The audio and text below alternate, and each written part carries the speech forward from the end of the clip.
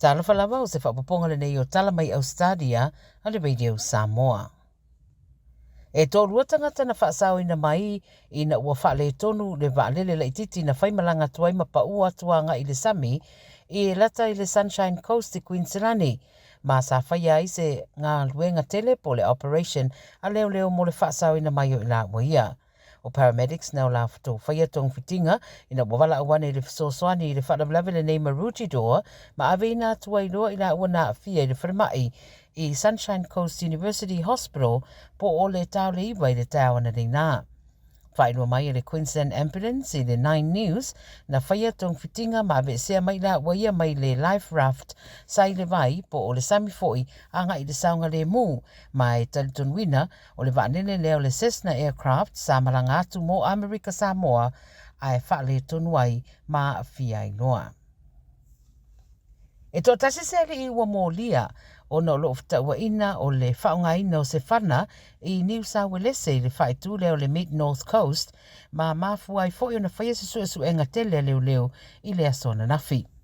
E duas furuono tausanga o le neiri tūna i luma le whaamisinonga i Kempsey le ato ma mōlia i mōlianga e tolu o le whaunga ina o se upenga ia ma le whaamoe whaamanua lia i se tasi. Na whainua mai o ria lea, ma le isi ari e tolu se fururua tausanga le matua na pueina whaatasi le asona nafi i le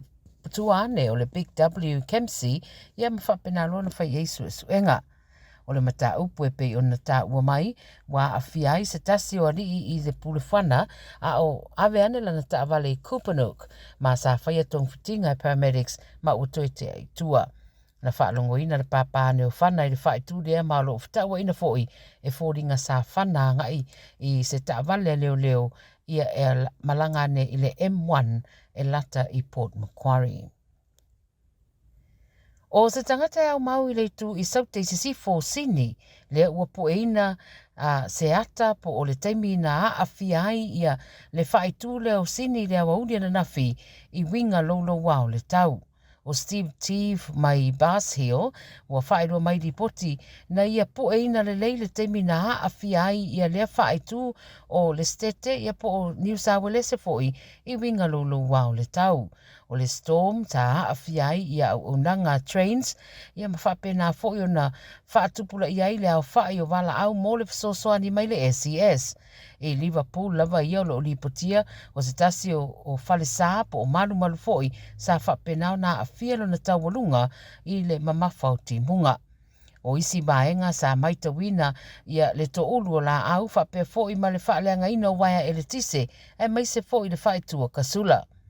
O matangi malolosi ma tō whaatautaue o atu se lau kilomita i le itu la sa whaamawina ma maua le lei iata sa pueina lea tangata ma ua whaalau loa fo i runga o penga ta whaelangi. O le tele fo i onisi o whale ua a fia ta walunga ma le tele o la aua wa aia le to ulu solo i vaenga ese o le ala tele.